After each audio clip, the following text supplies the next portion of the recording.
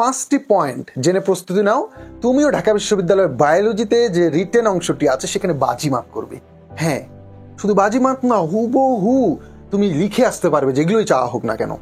Exactly, এত জোর দিয়ে কিভাবে বলতেছেন? বিগত বছরের যে কয়েকবার পরীক্ষা হয়েছে লিখিত প্রশ্নগুলো, সেগুলো যদি একটু ভালোভাবে অ্যানালাইসিস করা যায় এবং বিগত বছরে ঢাকা বিশ্ববিদ্যালয়ে যে 20 বছরের এমসিকিউ গুলো, সেগুলো যদি একজন শিক্ষার্থী অ্যানালাইসিস করে, সে ফিল করবে, সে রিড করবে, হ্যাঁ, যে আমার সময় কি কোশ্চিনটা আসতে চলেছে। এক্স্যাক্টলি, তো সেই বিষয়টা আমরা আজকে শেয়ার করতে যাচ্ছি। আমার যে লিখিত সাজেশনগুলো তৈরি করা আছে, যেখান থেকে প্রতিবারেই লিখিত সাজেশনগুলো হুবহু কমন আসে, তো সেইগুলো আমি এই 5টি পয়েন্ট এর উপর বেসিস করেই কিন্তু তৈরি করেছি।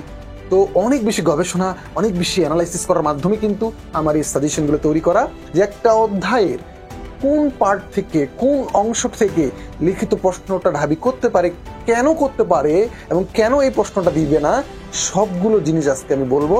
এবং যারা এখন আমার লিখিত সাজেশনগুলো তৈরি এখনো সংগ্রহ করনি, তোমরা কিন্তু অনেক বেশি পিছিয়ে রয়েছো ভাই, কারণ তোমরা অনেক আননেসেসারি জিনিস করে বেড়াচ্ছ। বারবার বলতেছি, একটা গণ্ডির ভিতরে আসতে হবে, তাহলে তুমি ঢাকা বিশ্ববিদ্যালয় পরীক্ষা ভালো করতে পারবে। এবং সেটা কারা? যারা অ্যানালাইসিস করে প্রচুর বেশি। আমার লিখিত সাজেশনগুলো অ্যানালাইসিস করে তৈরি করে, ডেমো শিট দেওয়া আছে, ডেসক্রিপশন হোয়াটসঅ্যাপ নাম্বার দেখতে পাচ্ছ, তাড়াতাড়ি নক দিয়ে স্পেশাল ছাড়ে এখন কিন্তু তোমরা সংগ্রহ করতে পারবে। দেখো পয়েন্টে আমি কি দেখেছি, দেখো শনাক্তকরণ। এই শনাক্তকরণ, এই টপিকটি, এই টার্মটি তোমার বায়োলজি বইয়ের কোথায় কোথায় আছে তোমাকে খুঁজে বের করতে হবে। প্রতিটি চ্যাপ্টার খুঁজে খুঁজে দেখতে হবে শনাক্তকরণ বৈশিষ্ট্যগুলো কোথায় আছে। একবার আসতেছে কাণ্ডের সেকশনে শনাক্তকরণ, একবার আসতেছে মূলের সেকশনে শনাক্তকরণ, একবার আসতেছে মালভেসি, একবার আসতেছে মালভেসির জায়গায় শুধু পোয়েসি। এবার কি আসবে? এক্স্যাক্টলি, বারবার করে বলতেছি, একবীজপত্রী দ্বিবীজপত্রী উদ্ভিদের শনাক্তকারী বৈশিষ্ট্য প্রচুর ইম্পর্ট্যান্ট। এবং শুধু এই রিলেটেড কোশ্চেনগুলো চ্যাপ্টারের কোথায় কোথায় আছে আমার রিটেন সাজেশনগুলোতে অনেক গবেষণার মাধ্যমে কিন্তু সেট আপ করা আছে। গেল, ওকে, শনাক্তকরণ এটা তোমাকে অবশ্যই করে রাখতে হবে। 2 নাম্বার হচ্ছে এই সাইন্টিফিক নেম। সাইন্টিফিক নেম তোমার জিওলজি বইয়ের ফার্স্ট চ্যাপ্টারটি যে আছে সেখান থেকে সব থেকে বেশি থাকবে বা এসে থাকে। এরপরেও কিছু এক্সট্রা কিছু সাইন্টিফিক নেম বিভিন্ন চ্যাপ্টারে রয়েছে, আমার অ্যানালাইসিস শিটগুলোতে সেগুলো দেওয়া আছে এবং আমার রিটেন সাজেশনগুলোতে সেগুলো কিন্তু দেওয়া আছে। আমি তাও কয়েকটি জায়গায় বলে দিই, তোমার যে অণুজীব রয়েছে, অণুজীব চ্যাপ্টারের ওই যে উপকারী অপকারী যে ব্যাকটেরিয়াগুলো, যে নাইট্রোজেন ফিক্সিং কোনটা হেল্প করে বা কোনটাতে হেল্প করে, এভাবে কিন্তু দেওয়া আছে সবগুলোই। তো আশা করি তোমরা জিনিসগুলো বুঝবে এবং আমার রিটেন সাজেশনগুলোতে সব দেওয়া আছে। এই প্রশ্নগুলো, শনাক্তকরণ, সাইন্টিফিক নেম, এই কোশ্চেনগুলো কেন আসে ভাইয়া? এগুলোর কারণ আছে, ওই যে ব্যাখ্যা জানতে হবে। এগুলোর কিন্তু স্পেসিফিক আনসার রয়েছে। এখন কথা হচ্ছে স্পেসিফিক আনসার বলতে কি বোঝাচ্ছেন? যে তুমি শনাক্তকারী, পোয়েসি শনাক্তকারী যা লিখবে, তোমার ফ্রেন্ডও কিন্তু তা লিখবে। তুমি মানুষের সাইন্টিফিক যা লিখবে, তোমার আরেক ফ্রেন্ড কিন্তু তাই লিখবে। এটার কারণটা কি? মার্কসের ভেরিয়েশন যাতে না হয়। এমন একটি কোশ্চেন দিল যে কোশ্চেনটি ব্যাখ্যা করো, তুমি এক ধরনের ভাবে লিখতেছো, তোমার ফ্রেন্ড আরেকভাবে লিখতেছে, পয়েন্ট 1-এর জন্য তোমার সিরিয়াল অনেক পিছনে পড়ে যেতে পারে।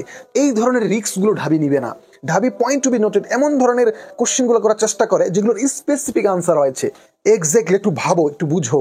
তাহলে আমি কিন্তু সেই ধরনের প্রশ্নগুলো সেট আপ করার চেষ্টা করি যেগুলোর স্পেসিফিক আনসার রয়েছে। তো আমার রিটেন সাজেশনগুলোতে কিন্তু ওইভাবেই ওই প্রশ্নগুলো সেট আপ করা আছে। ওকে, সো এইভাবে বুঝে পড়তে হবে যে একটি চ্যাপ্টারের স্পেসিফিক আনসার কোথায় কোথায় রয়েছে। যেমন মালভেসি গোত্রে বা জবা ফুলের পুষ্প সংকেতটি লেখো, স্পেসিফিক আনসার। একবীজপত্রী দ্বিবীজপত্রী উদ্ভিদের পার্থক্য লেখো, স্পেসিফিক আনসার। তুমি অর্থনৈতিক গুরুত্বগুলো আসতে পারে, প্রচুর ইম্পর্টেন্ট। কি কি আসতে পারে আমার সাজেশনগুলোতে সব দেওয়া আছে। তারপর পার্থক্য দেখো, এই পার্থক্য রিলেটেড সব পড়তে হবে। একবীজপত্রী দ্বিবীজপত্রী উদ্ভিদের পার্থক্য, ফ্লাজেলা পিলির মধ্যে পার্থক্য, ভাইরাস ব্যাকটেরিয়ার মধ্যে পার্থক্য, সব খেলে আমার মাথায় খেলতেছে কি কি আসতে পারে। ডিএনএ আরএনএর মধ্যে পার্থক্য, এই যে প্রচুর ইম্পর্টেন্ট, আমি যেগুলো বললাম এক নিমিশেই।